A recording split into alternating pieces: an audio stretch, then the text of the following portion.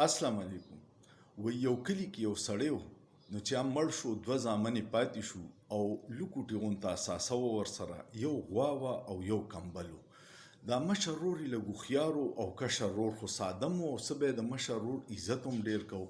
نو هغه ورته ووي مشر ورور چې زه چې ځو چې دا هر څه تقسیم کړو، چې سبا څوک اعتراض نه کوي چې لکه کشر ورور له دې څه ورنه کړه. نو وایي داسې چل به وکړو چې دا غوا مخه به ستا شي او خیر دی دا شاته سی به زما شي، سوټه به کوي زه به یې هغه صفا کوم خو مخه به ستا شي. او کمبل ته چونکې وړوکی یې نو د ورځې ستا شو او د شپې به خیر دی زه کمبل والمه. هغه ورور خو ساده و، هغه وایي چې مشر ورور خو به ما سره داسې نه کوي.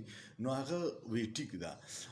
غوا چې به وه مخه یې د هغه وه، نو کشر ورور به ټوله ورځ ګرځېدو، ګیاګانې به یې راوړې او غوا ته به یې اچولې.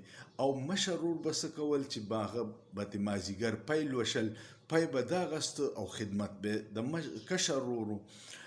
کمبل کې به دا چلو چې ورځې خو به د هغه ضرورت نه و، د ورځې به هسې پروت و چې شپه به شوه مشر ورور به خپل کمبل راواغست غوا به یې اچو، او دا کشر به په یخنۍ کې د یخنۍ نه وله خوب نه ورتلو، ځکه چې څه ورسره د اچولو نو.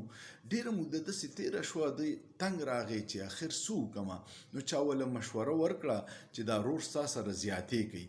ده نه منله، وایي نه نه ګوره هغه خو ما له مخکې د غوا مخکې حصه راکړی او شاته یې خپل اخیستی، د ورځې کمبل ما سري او د شپې ګوره هغه سري. خو بیا چې دی پوه شو نو چا ورله مشوره ورکړه چې داسې وکړه چې کله دې دا ورور د غوا نه پی اچي نو ته دا مخې ځای په غوا باندې په ډنډه وهه دا سټ سټ واله. نو هغې سره به غوا ټوپونه وي نو دی به ترې پی نشي کولی.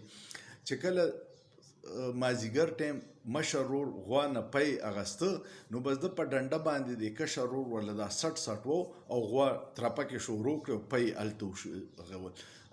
مشر ورور ورته غوسه شو چې دا ته څه کوې، ته ګورې نه چې زه پی کوم.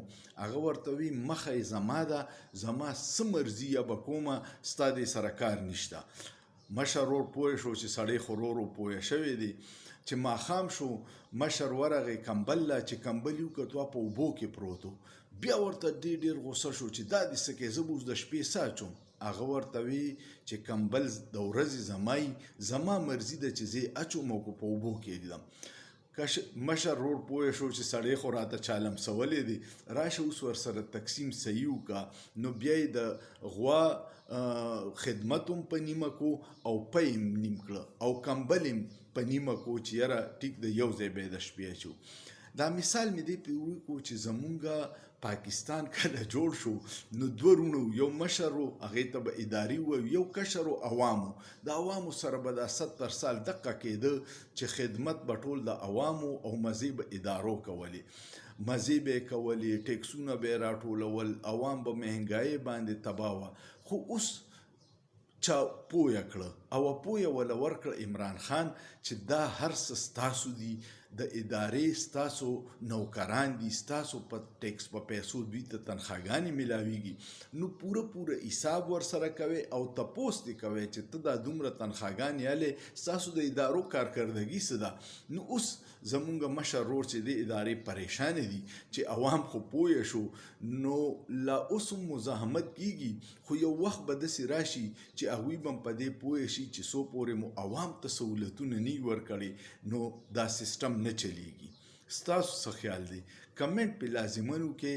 کو ویډیو مو خوښه شوه شیر یې کړئ او سوچ پې وکړئ، په سوچ کې څه ګناه نشته.